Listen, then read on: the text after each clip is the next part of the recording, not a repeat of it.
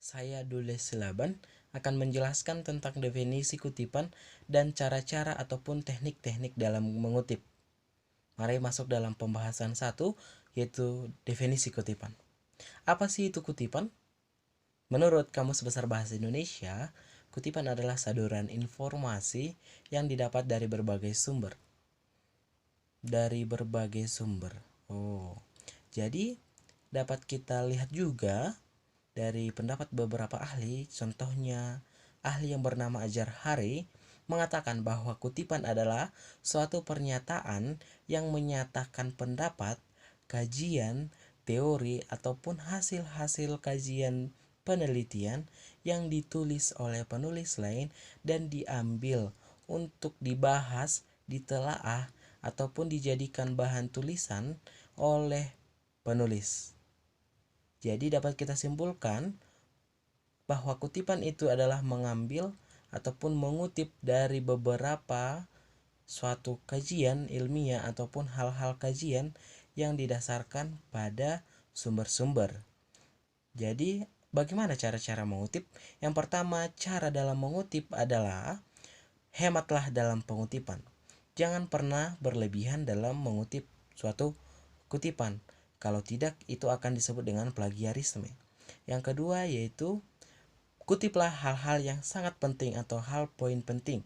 Dan yang ketiga, janganlah terlalu banyak mengutip karena dalam banyak mengutip akan mengakibatkan kerancuan dalam struktur kalimat.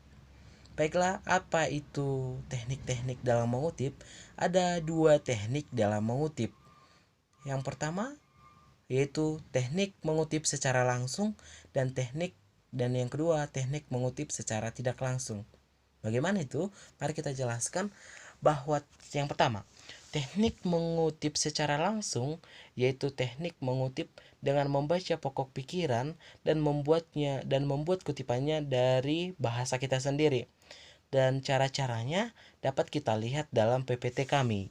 Yang pertama, mulai dari yang pertama yaitu tentang mengutip apa intinya dan membuatnya dalam kalimat dan memuat tentang kajian-kajiannya dan diikuti oleh struktur alurnya seperti yang ditulis oleh PPT kami hingga penambahan komentar dari bahasa kita sendiri. Dan yang kedua, mengutip secara tidak langsung. Apa itu?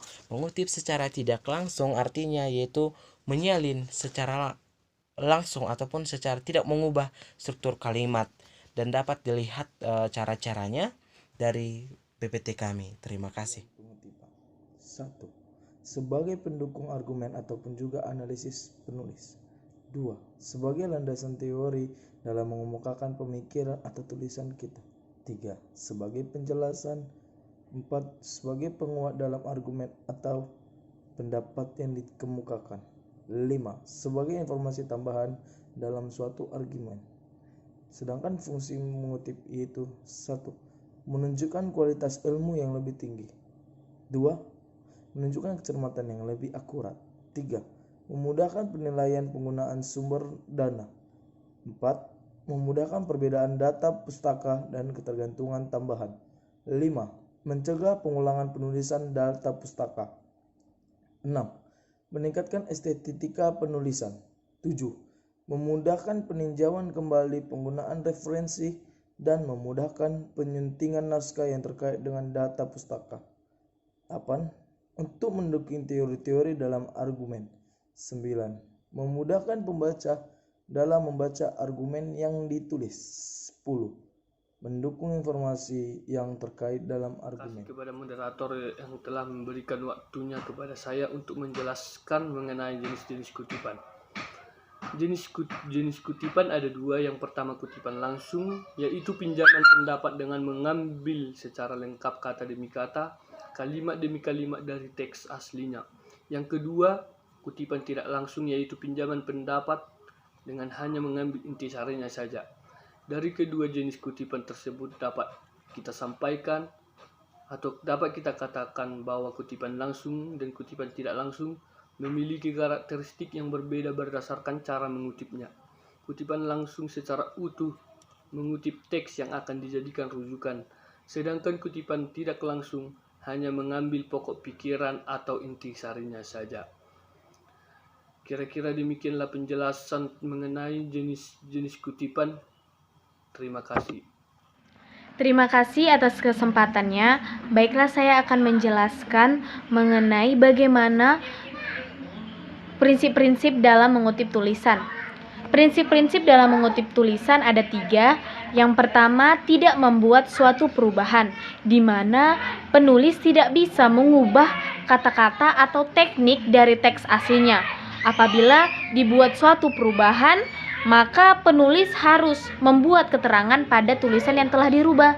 Yang kedua, bila terjadi kesalahan dalam ejaan atau sebagainya, maka penulis harus memberikan catatan atas kesalahan tersebut dan tidak merubahnya. Yang ketiga adalah menghilangkan bagian kutipan. Apabila ingin melakukan penghilangan pada bagian kutipan, maka ada satu syarat, yaitu penghilangan tersebut tidak merubah makna sebenarnya. Penghilangan tersebut ditandai dengan tanda titik 3 berspasi. Terima kasih. Terima kasih atas kesempatannya. Saya akan menjelaskan mengenai hal-hal yang perlu diperhatikan dalam mengutip tulisan. Ada 6 yang perlu diperhatikan dalam mengutip tulisan. Yang pertama adalah penulis mempertimbangkan bahwa kutipan tersebut penting dan berguna. Yang kedua, penulis bertanggung jawab atas ketepatan dan ketelitian pada kutipan. Yang ketiga, kutipan dapat terkait dengan sebuah penemuan teori.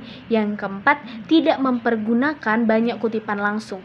Yang kelima, penulis mempertimbangkan jenis kutipan tersebut.